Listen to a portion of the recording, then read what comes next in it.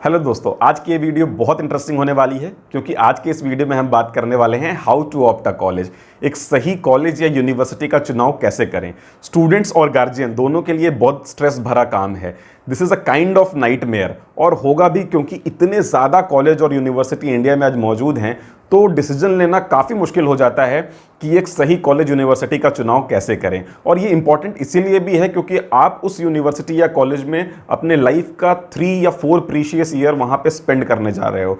तो चलिए आज के इस वीडियो में हम जानते हैं कि आप एक सही कॉलेज या यूनिवर्सिटी का चुनाव कैसे कर सकते हैं। दोस्तों, मैक्सिमम सेशंस में मैं जहां स्टूडेंट्स के बीच में जाता हूं और उनसे जब पूछता हूं कि अगर आप स्कूल में हो तो आप जरूर ड्रीम करते होगे किसी कॉलेज या यूनिवर्सिटी को। अगर आप अपनी आंखें बंद करो और ड्रीम करो कि नहीं ऐसे कॉलेज में मेरा दाखिला हो जाए या ऐसे यूनिवर्सिटी में मेरा एडमिशन हो जाए, तो कैसी पिक्चर निकल कर आती है। आप सब अपनी आंखें बंद करो और 2 मिनट के लिए सोचो कि आप कैसे कॉलेज को ड्रीम करते हो। Student of the year type का कॉलेज आता है हमारे सामने, जहां बच्चे फरारी से आ रहे हैं और डांस हो रहा है, बॉलीवुड डांस। ऐसा तो नहीं होता, लेकिन हमारे अंदर वो फैसिनेशन होता है, स्टूडेंट्स के अंदर वो फैसिनेशन होता है। जब मैं सेशंस में पूछता हूँ कि आप कैसा कॉलेज ड्रीम करते हो, कॉलेज या यूनिवर्सिटी कैसी होनी चाहिए, तो उनके अजीब अजीब पैरामीटर्स निकल कर आते हैं। कुछ पैरामीटर्स, सर कैंटीन अच्छा होना चाहिए, सर वहाँ की लाइब्रेरी अच्छी होनी चाहिए, स्पोर्ट्स फैसिलिटी अच्छी होनी चाहिए, कोई कहता है कि सर फीस कम होनी चाहिए। अजीब अजीब तरह के पैरामीटर्स निकल कर आते हैं। मैं आज आपको थोड़ा सा प्रायोरिटाइज कर देता हूं इन पैरामीटर्स को कि जब भी आप एक कॉलेज और यूनिवर्सिटी का सिलेक्शन कर रहे हैं तो आपको किन बातों का ख्याल करना चाहिए, या वो कौन से पॉइंट्स हैं जिसके बेस पे आप ये डिसाइड कर सकते हो कि यह यूनिवर्सिटी या कॉलेज मेरे लिए बेटर है। तो सबसे पहले whenever you are selecting college और यूनिवर्सिटी, आपको ये ध्यान रखना होगा कि choosing a right course is more important than choosing a right college. जी हाँ, फिर से रिपीट कर रहा हूं, choosing a right course is more important than choosing a right college. क्योंकि कोर्स जो है वो आपके इंटरेस्ट पे डिपेंड होना चाहिए। आपको समझ में आना चाहिए कि मुझे आगे पढ़ना क्या है, कहाँ पढ़ना है। इससे ज़्यादा इंपॉर्टेंट है कि मुझे क्या पढ़ना है। जब आपने अपने इंटरेस्ट एरिया के बेस पे ये डिसाइड कर लिया कि मुझे ये कोर्स ऑप्ट करना है, तब आपके कॉलेज सिलेक्शन का जो प्रोसेस है वो शुरू होता है। दोस्तों, जब आपने एक बार ये डिसाइड कर लिया कि मुझे क्या कोर्स करना है, तो सेकंड आती है, सेकंड इंपॉर्टेंट पैरामीटर है, वो है फीस। आपका जो फीस स्ट्रक्चर है वो अफोर्डेबल होना चाहिए। फॉर एग्जाम्पल, आपको कॉलेज तो बहुत पसंद आ रहा है, आपको कोर्स तो बहुत पसंद आ रहा है, अब उसकी फीस है 12 लाख रुपए, आपके पास है नहीं देने को, तो क्या होगा, वो ऑप्शन कट हो जाएगा। तो सबसे पहले आप अपनी अफोर्डेबिलिटी इशू देख लो, क्योंकि आज किसी भी अच्छे यूनिवर्सिटी में अगर आपने गवर्नमेंट एग्जामिनेशन क्रैक करके किसी कॉलेज में दाखिला लिया तो वहां की फीस कम होती है मेरिट बेस पे।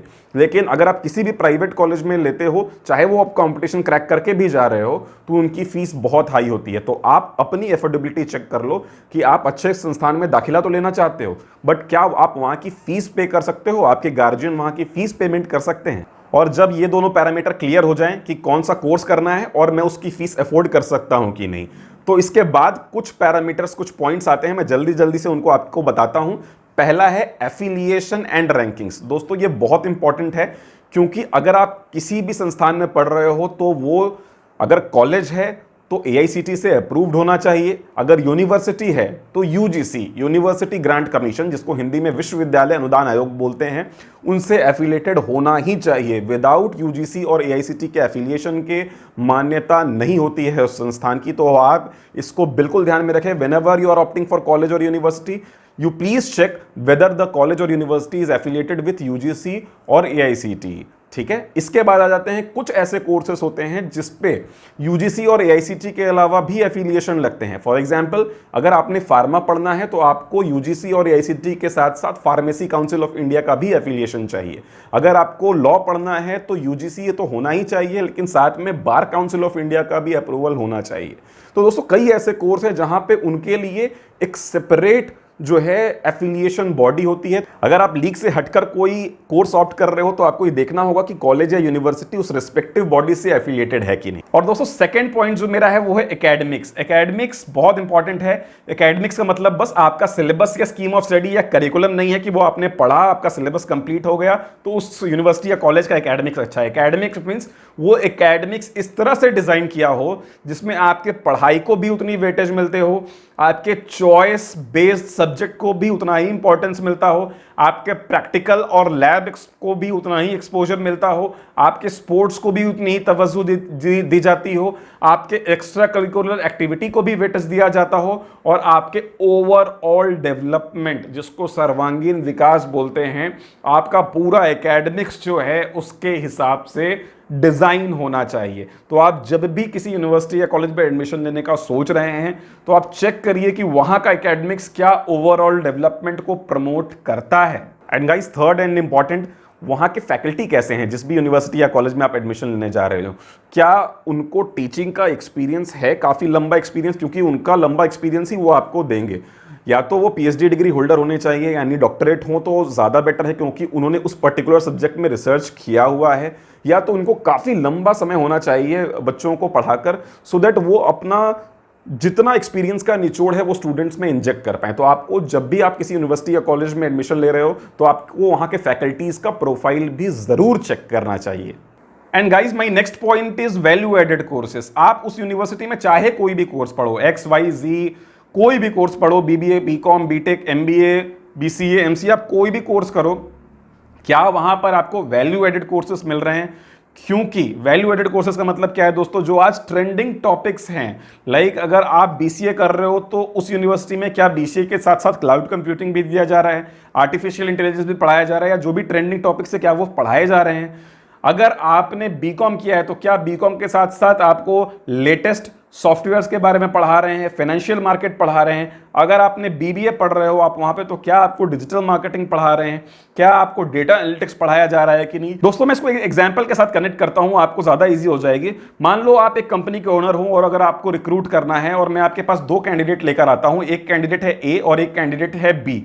ए ने क्या किया है, BBA किया हुआ है और इसने सिंपल BBA किया हुआ है, और बी के पास क्या है, BBA तो है ही है, साथ में इनके पास डिजिटल मार्केटिंग का सर्टिफिकेशन भी है, डेटा एनालिटिक्स का भी सर्टिफिकेशन है, और कंप्यूटर में भी इन्होंने एडवांस्ड कोर्स किया हुआ है। अगर आप बिजनेस ओनर हो, आप कंपनी ओनर हो, अगर आपको A और B में से इंटरव्यू के लिए पहले बुलाना है तो आप किसको बुलाओगे?